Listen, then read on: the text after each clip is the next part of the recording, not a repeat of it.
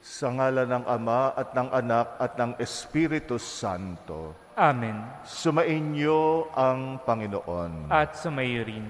Ngayon ang huling araw bago ang mga mahal na araw. Mamayang gabi ay linggo na ng Palaspas.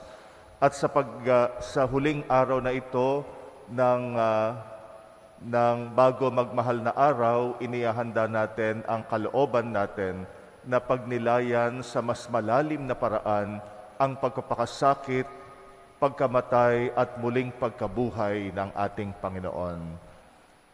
Aminin natin ang ating mga kasalanan upang maging marapat tayong gumanap sa banal na pagdiriwang. Panginoong Hesus, nagdusa ka para sa amin. Panginoon, kaawaan mo kami. Panginoon, kaawaan mo kami. Panginoong Hesus, nagpakasakit ka alang-alang sa amin. Kristo, kaawaan mo kami. Kristo, kaawaan mo kami. Panginoong Hesus, ikaw ay nag-alay ng buhay sa krus upang kami ay maligtas. Panginoon, kaawaan mo kami. Panginoon, kaawaan mo kami. Kaawaan tayo ng makapangyarihang Diyos, patawarin tayo sa ating mga kasalanan at patnubayan tayo sa buhay na walang hanggan. Amen. Manalangin tayo. Ama naming makapangyarihan, bagaman lagi mong ginaganap ang pagliligtas sa lahat, subalit ngayoy higit mo itong kinukusang aming ikagalak. Tunghayan mo kaming iyong mga hinirang upang ang iyong pagtulong at paglingap na maasahan ay siyang magpatatag sa mga kaanib ng iyong sambayanan at sa mga magiging kaanib pa pagsapit ng pagkabuhay. Sa pamagitan ng Jesucristo kasama ng Espiritu Santo, magpasawalang hanggan. Amen.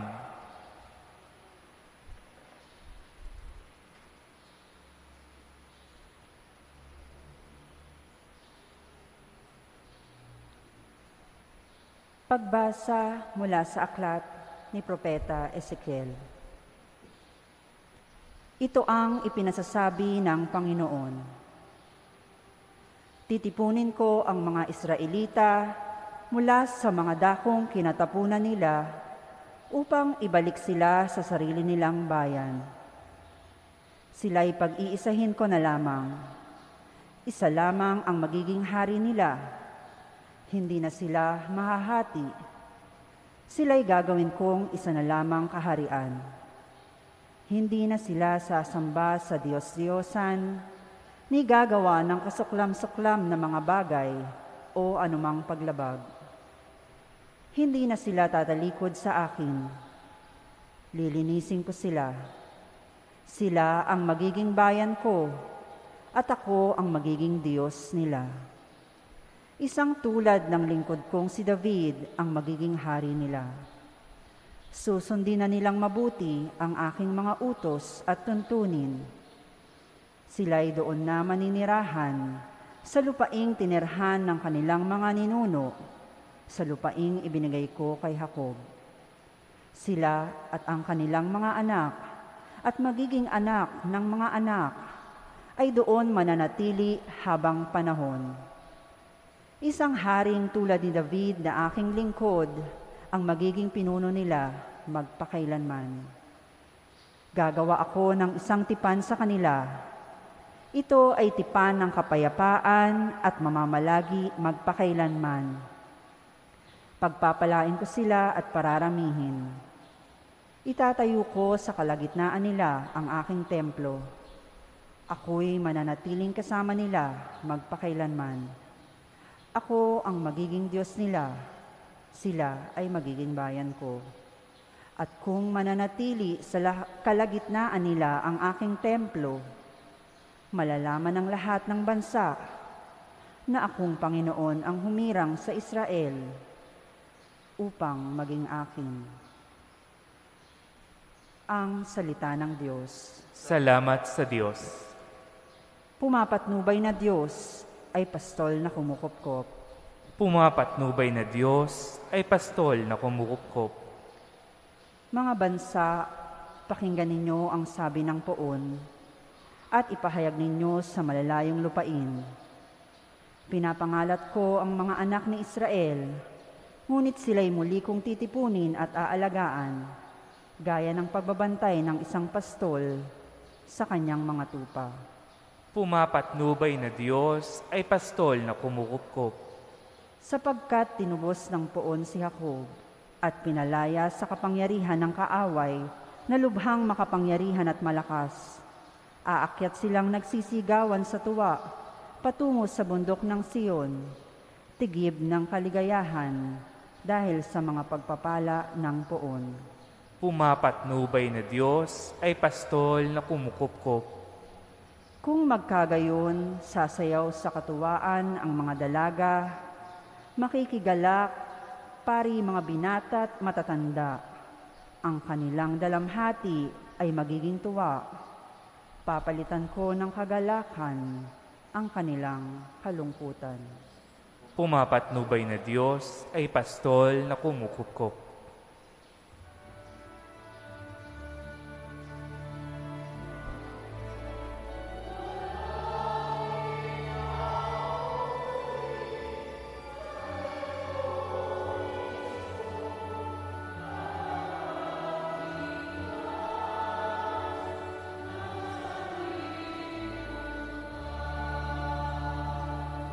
Tayo pong lahat, sinabi ng poong mahal, kasamaan ay layuan, kasalanay pagsisihan, kayo ay magbagong buhay, magbalik loob na tunay.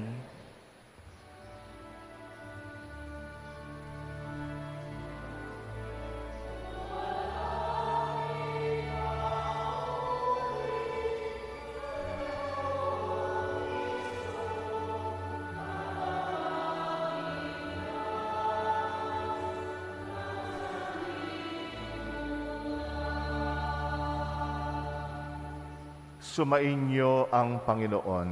At sumairin, Ang mabuting balita ng Panginoon ayon kay San Juan. papuri sa iyo, Panginoon.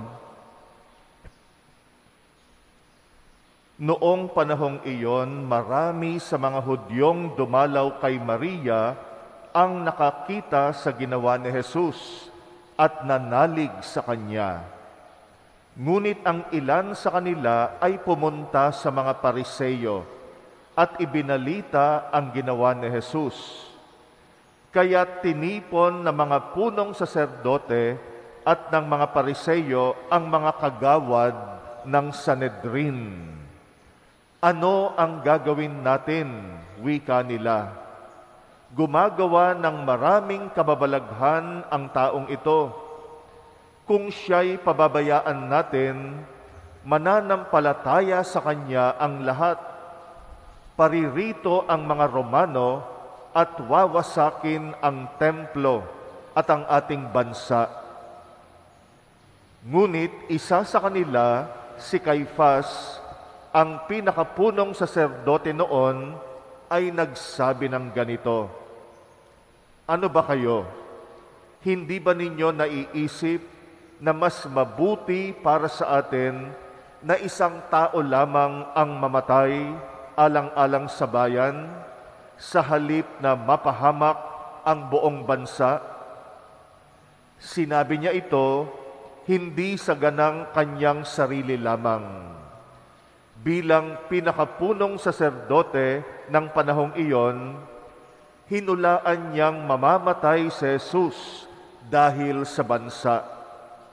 At hindi dahil sa bansang iyon lamang, kundi upang tipunin ang nagkawatak-watak na mga anak ng Diyos. Mula noon, binalangkas na nila kung paano ipapapatay si Jesus, kaya't hindi na siya hayagang naglakad sa Judea. Sa halip, siya'y nagpunta sa Ephraim, isang bayang malapit sa ilang, at doon siya nanirahang kasama ng kanyang mga alagad. Nalalapit na ang pista ng Paskwa. Maraming tagalalawigan ang pumunta sa Jerusalem bago magpaskwa upang isagawa ang paglilinis ayon sa kautusan. Hindi nila nakita si Jesus sa templo, kaya't nagtanungan sila, "Ano sa akala ninyo? Paririto kaya sa pista o hindi?" Ipinag-utos ng mga punong saserdote at ng mga pariseyo na ituro ng sino mang nakakaalam kung nasaan si Jesus upang siya'y maipadakip nila.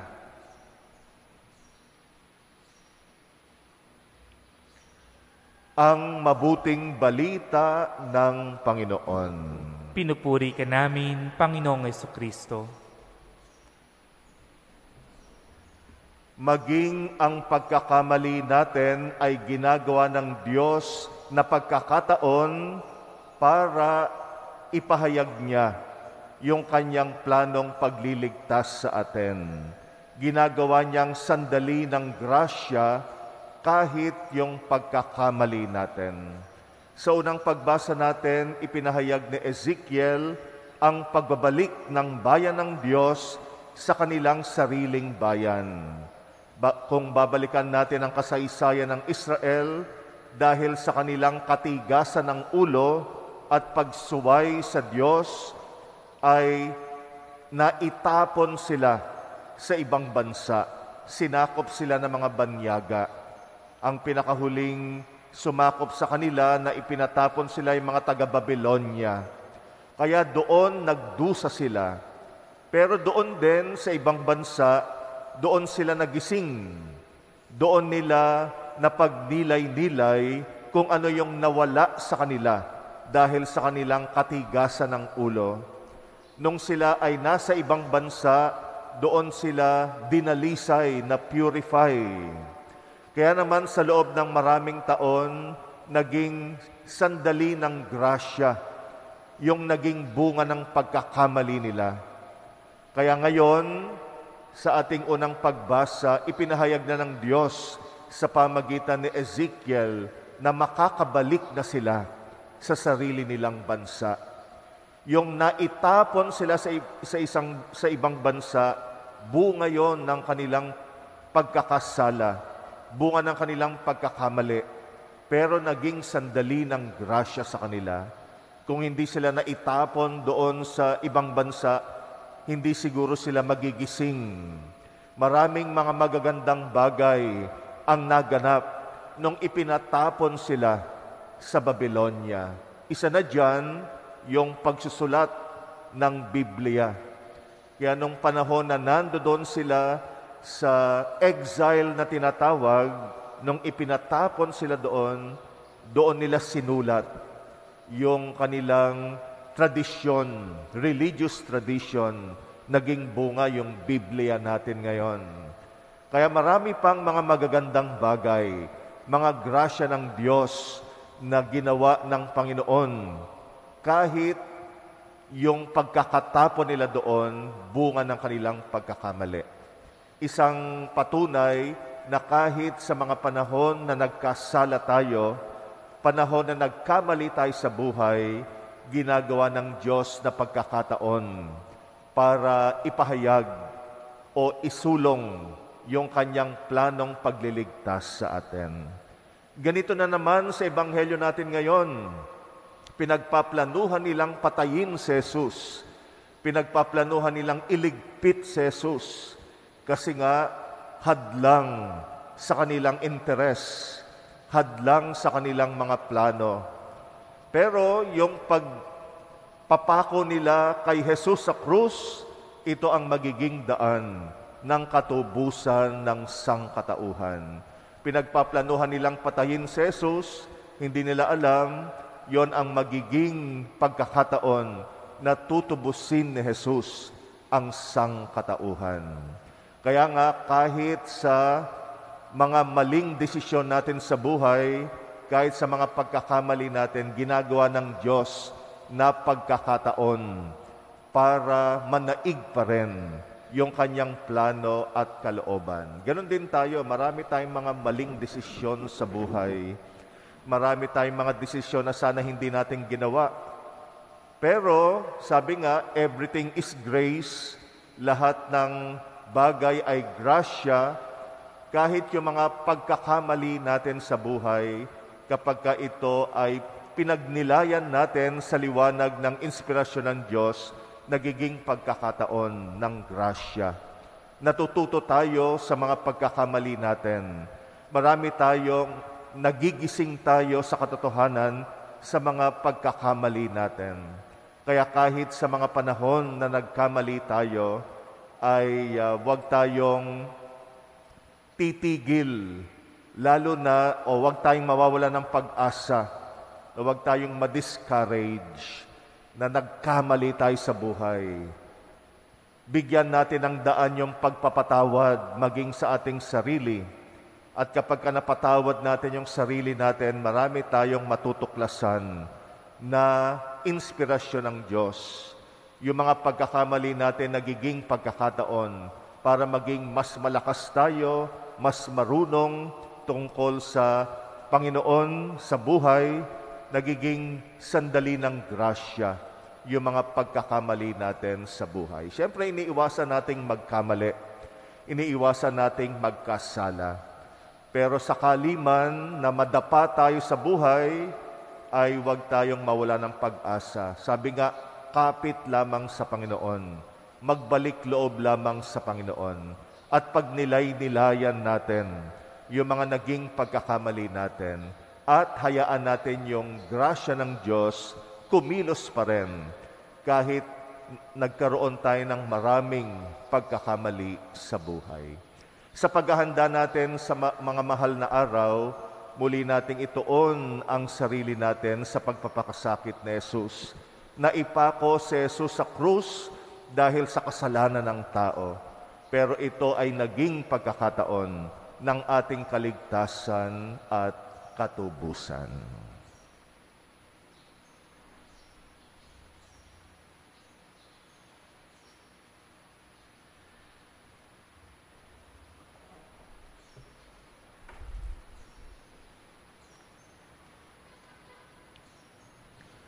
Manalangin tayo sa Diyos na ating Ama upang tulad ni Kristo maging matatag tayo sa pagharap sa buhay at sa mga pagsubok maging sa kamatayan, alang-alang sa buhay at paglago para sa ating mga sarili at para sa iba. Ating itugon, Ama, gawin mo kaming kalugod-lugod na handog sa iyo. Ama, gawin mo kaming kalugod-lugod na handog sa iyo. Ang mga hindi Kristiyano naway makakilala kay Jesus na namatay para sa lahat. Manalangin tayo sa Panginoon. Ama, gawin mo kaming kalugod-lugod na handog sa iyo. Ang mga Kristiyanong napahiwalay naway mag-ukol ng higit na pagtatalaga ng sarili sa ekumenismo. Manalangin tayo sa Panginoon. Ama, gawin mo kaming kalugod-lugod na handog sa iyo. Ang mga may kapangyarihan naway mag-alay ng sarili sa pagtataguyod ng katotohanan at katarungan. Manalangin tayo sa Panginoon. Ama, gawin mo kaming kalugod-lugod na handog sa iyo. Ang lahat ng Katoliko naway makadama na sila ay may natatanging kaugnayan sa isa't isa dahil sa iisang pananampalataya. Manalangin tayo sa Panginoon. Ama, gawin mo kaming kalugod-lugod na handog sa iyo. Ang mga inang nawala ng anak, naway hindi maigupo ng bigat ng kanilang dinaramdam. Manalangin tayo sa Panginoon. Ama, gawin mo kaming kalugod-lugod na handog sa iyo. Tahimik nating idalangin ang ating mga personal na kahilingan. Alalahanin natin ang mga kapatid natin na humihiling ng ating panalangin, lalo na ang mga may sakit at nasa bingit ng kamatayan. Ipagdasal din natin ang intensyon na mga kapatid nating nagpapamisa para sa pagdiriwang na ito. Alalahanin natin ang kanilang mga kahilingan. Tahimik natin itong ipanalangin.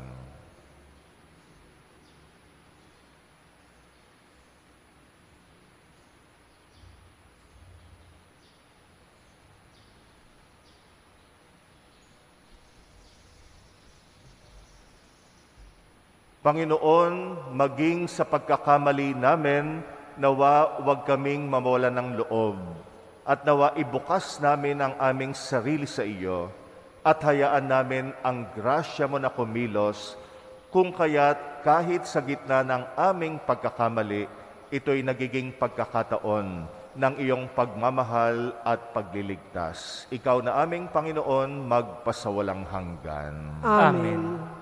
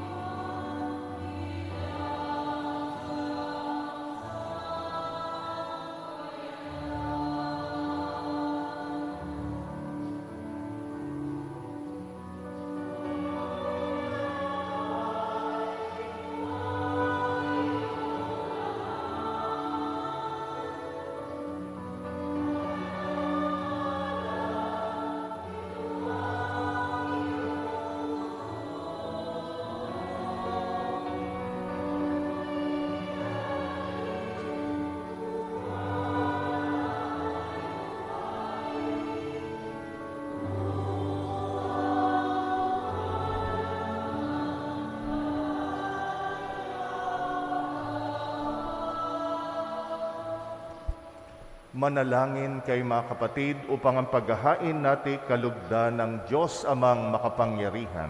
Tanggapin nawa ng Panginoon ito paghahain sa iyong mga kamay, sa kapurihan niya at karangalan sa ating kapakinabangan at sa buong sambayan niyang banal. Ama naming lumikha, kami ay iyong dinudulutan ng walang hanggang buhay sa pagpapahayag namin ng pagsampalataya sa iyong ngalan, sa pagdiriwang ng muling pagsilang nung kami binyagan. Tanggapin mo ang aming mga alay at panalangin upang ang mga umaasang magiging kaanib ng iyong sambayanan ay huwag masiphayo sa kanilang inaasam, at ang mga umaasang patatawarin sa kasalanan ay tumanggap ng kanilang nilulunggating makamtan. Sa pamagitan ng Jesucristo kasama ng Espiritu Santo, magpasawalang hanggan. Amen. Sumainyo ang Panginoon. At sumayo rin. Itaas sa Diyos ang inyong puso at diwa. Itinasan namin sa Panginoon. Pasalamatan natin ang Panginoong ating Diyos. Marapat na siya ay pasalamatan. Ama naming makapangyarihan, tunay ngang marapat na ikay aming pasalamatan sa pamagitan ng Jesucristong aming Panginoon. Sa pagpapakasakit ng gilo mong anak, ang sangkatauhay minarapat mong magpahayag ng iyong dakilang pag-ibig sa lahat na pawang nais mong tubusin ng Mesiyas. Sa harap ng iyong kadakilaan, kapos ang dila naming magsaysay sa pag-ibig na makapangyarihang sa krus ay itinanghal. Sa krus ipinasyang patawarin ang mga tao. Sa krus nagtagumpay ang ipinakong Kristo. Kaya kaisa ng mga anghel na nagsisiawit ng papuri sa iyo, nang walang humpay sa kalangitan kami nagbubunyi sa iyong kadakilaan.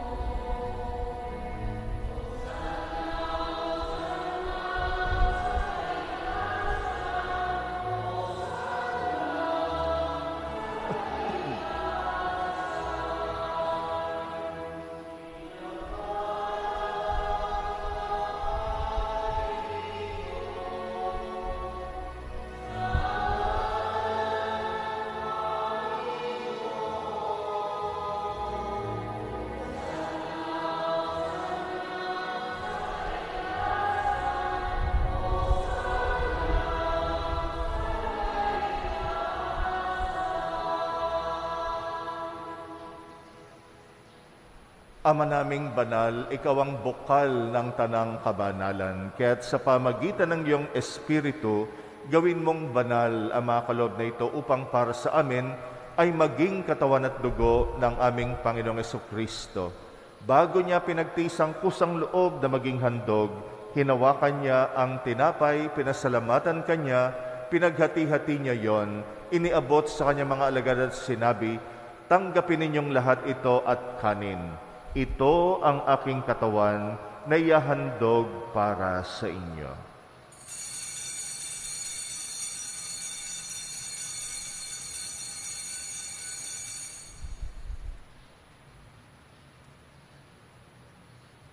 Gayon din naman, nung matapos ang hapunan, hinawakan niya ang kalis, muli kanyang pinasalamatan, iniabot niyang kalis sa kanyang mga alagad at sinabi, "Tanggapin ninyong lahat ito at inumin. Ito ang kalis ng aking dugo, ng bagot walang hanggang tipan. Ang aking dugo na ibubuhos para sa inyo at para sa lahat, sa pagpapatawad ng mga kasalanan. Gawin ninyo ito sa pag-alala sa akin."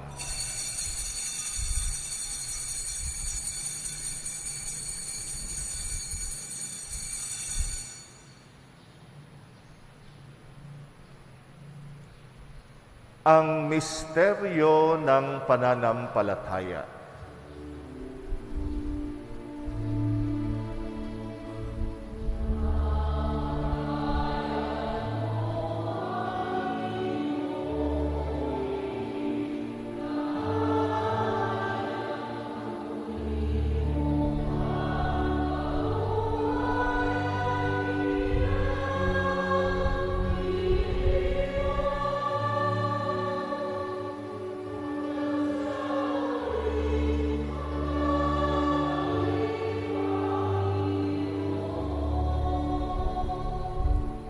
Ama, ginagawa namin ngayon ang pag-alala sa pagkamatay at muling pagkabuhay ng iyong anak. Kaya't inaalay namin sa iyo ang tinapay na nagbibigay buhay at ang kalis na nagkakaloob ng kaligtasan. Kami nagpapasalamat dahil kami iyong minarapat, tumayo sa harap mo para maglingkod sa iyo.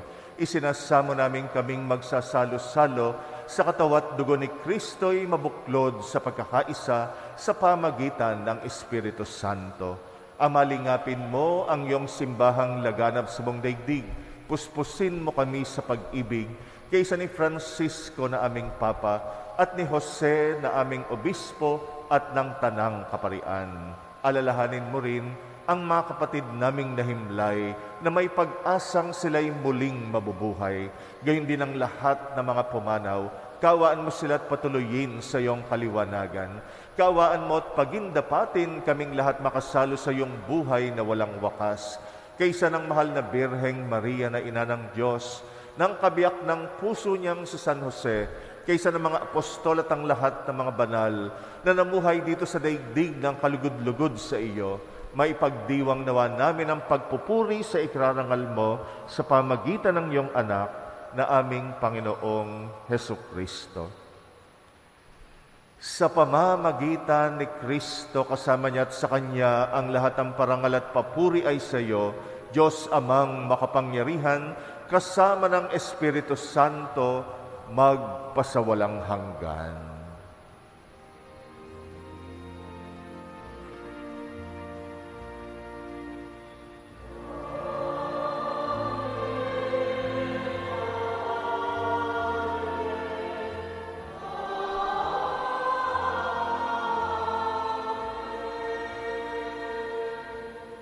Manalangin tayo sa ating Amang nagpapatawad ng ating mga pagkakamali, alinsunod sa turo sa atin ng Panginoong Hesus. Ama namin, sumasalangit ka, sambahin ang ngalan mo. Mapasa amin ang kaharian mo, sundin ang loob mo dito sa lupa para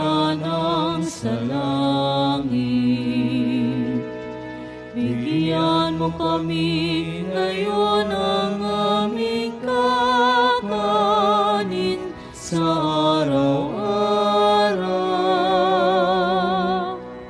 At patawarin mo kami sa aming mga sala para ng pagpapatawad namin sa nagkakasala sa amin. At huwag mo kaming ipahintulot sa tukso at iadya mo kami sa lahat ng masama. Hinihiling namin kami iadya sa lahat ng masama, pagkalooban ng kapayapaan, araw-araw iligtas sa kasalanan, ilayo sa lahat ng kapahamakan, samantalang aming pinananabikan ang dakilang araw ng pagpapahayag ng tagapagligtas naming si Jesucristo.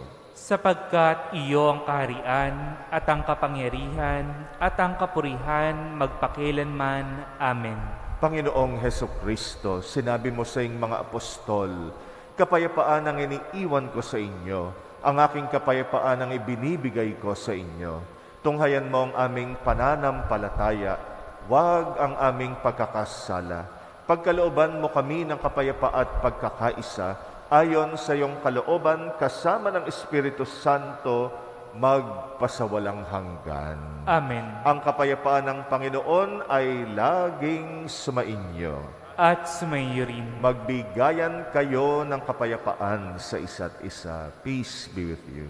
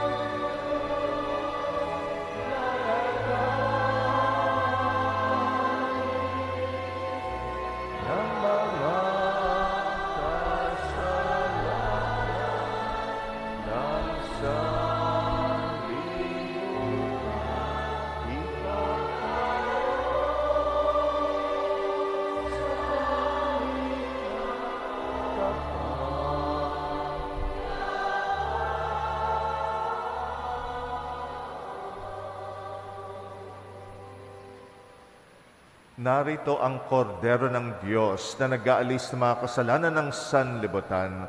Mapalad ang mga inaanyayahan sa kanyang piging. Panginoon, hindi ako karapat-dapat na magpatuloy sa iyo. Ngunit sa isang salita mo lamang ay gagaling na ako.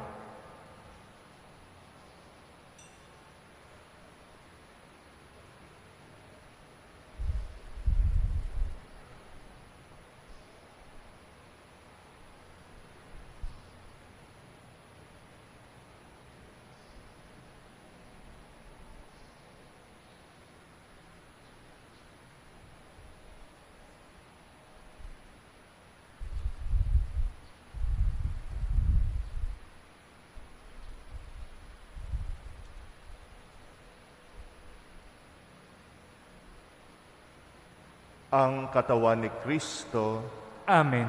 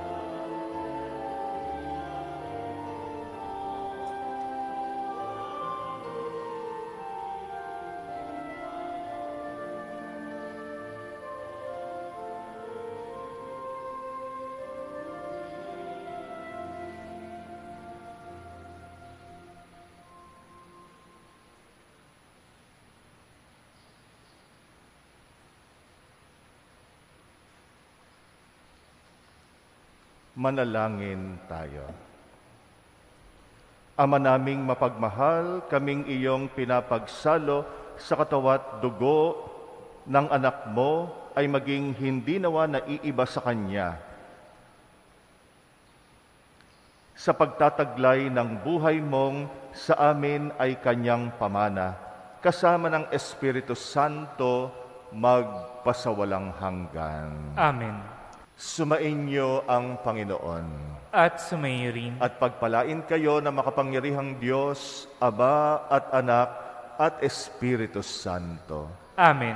Tapos na ang ating misa, humayo kayong nagtitiwala sa pag-ibig ng Diyos. Salamat sa Diyos.